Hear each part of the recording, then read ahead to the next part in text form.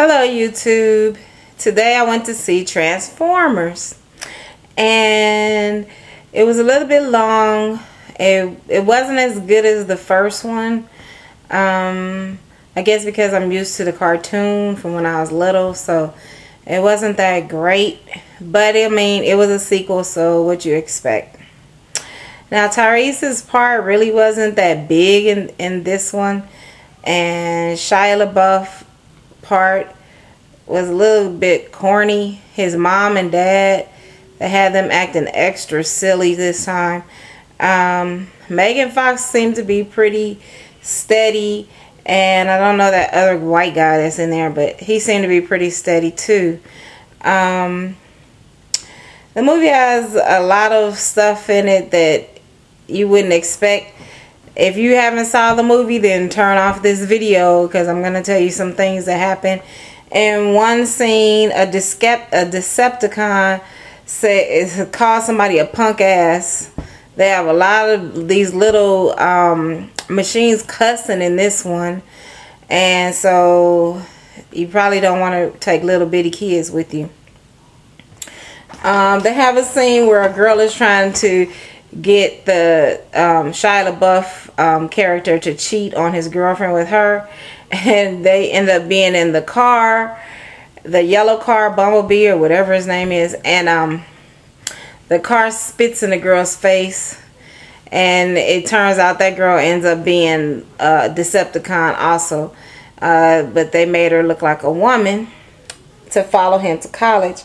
So the movie, like I said, it's a okay movie, but it's not at all as good as the first one or the cartoon. The cartoons are really good, and if you're in your 40s like me, you were watching it when you were like growing up, so you know a lot about the old cartoons. And so the movie is alright. It's alright. Okay, the other thing I want to talk about today is, oh, also, they previewed this movie called 2012. Now, my thing with this movie was, okay, you made another movie called 2012, and in the end of the movie 2012, in the preview, it was showing that the world was coming to an end. So, I don't know if that's like a subliminal message, you know, because more than likely, I think we'll all vote for Obama to win again in 2012. So I was just like, okay, what is that? You know, maybe they made the movie even before he ran for election, but I was just like wondering, is that like a subliminal message, you know, for people, you know, as to say like the world's gonna come to an end if he wins again? I don't know. Maybe I'm putting too much into it, but that's what I took away from it. Okay. And then, yeah, the cartoon, I wrote down the cartoon is much better, which it was much better. Okay, the other thing I wanted to talk about was yesterday President Obama had a question about John McCain, and his answer was, only I am the president. I wanted to know, you know, do you think that was the right thing to say? Which I felt it was perfect for him to say, because he is the only president. John McCain needs to go somewhere and sit down and, you know, go start counting his houses or do whatever he was doing, because he really wasn't in, you know, people's sight as much as he's trying to be right now. I guess he's trying to keep his name out there so people can remember him. Maybe he might try to help somebody to win in 2012. I don't know, but I think he needs to go sit down somewhere. They need to, you know, stop trying to stop this healthcare reform from going through, because everybody needs healthcare, no matter what people think that, you know, have healthcare. Because right now I don't have healthcare, and when I did have healthcare, I wish everyone to have healthcare, because when my husband had the stroke, we had healthcare, and I was so doggone happy, because this stroke, my husband still can't talk really good right now, and now he's finally getting disability. But I'm so happy that we did have the Aetna when we had it, because I don't know what I would have did if I didn't have a way to get him, you know, back and forth to the hospital. Plus he had to stay in the hospital for a month, and those hospital bills would have been so extremely expensive. And you know, just thank God I had health care at that time. So I don't know what people think, but I really believe that people are trying to just dog out President Obama because of all the strides that he's making, and also because a lot of people still love President Obama from the mainstream media. And I saw something today on Fox News where this black guy was talking about President Obama can't be trusted, and that President Obama hates white people. And so even the white commentator stopped him. He was like, oh, you're going to start a lot of controversy. So, I mean, you know, I'm just looking at it from the fact that he said only I'm the president.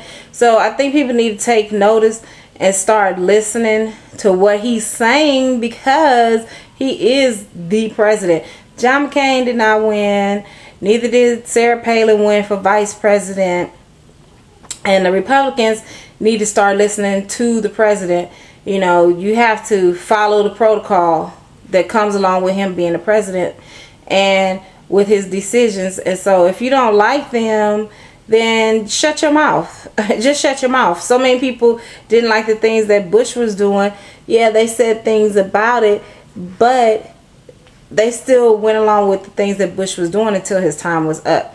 So why can't McCain and Palin and the Republicans try to hold their tongue until 8 years from now? You know, then maybe they'll have a chance. I doubt they'll actually have a chance in 8 years, because things are just getting a little bit worse than what they were when Bush was in office.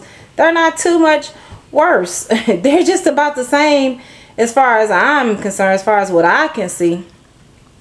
But that's just me. Okay, the last thing is that I live in Atlanta, Georgia now. I moved from Los Angeles to Atlanta, Georgia 3 years ago. And just recently my husband's sister came here for a conference at Georgia Tech because she's a teacher in California. I'm so happy that we went every night to pick her up, to take her out to dinner or wherever she needed to go, because I did not know that Georgia Tech is like so riddled with crime. They have picked up 2 guys who shot a student last year, and they have a string of robberies right around this college. I mean, it's a very nice, the area is nice, and the school is, oh, it's beautiful. It's a beautiful school, and they have had so much crime around this area.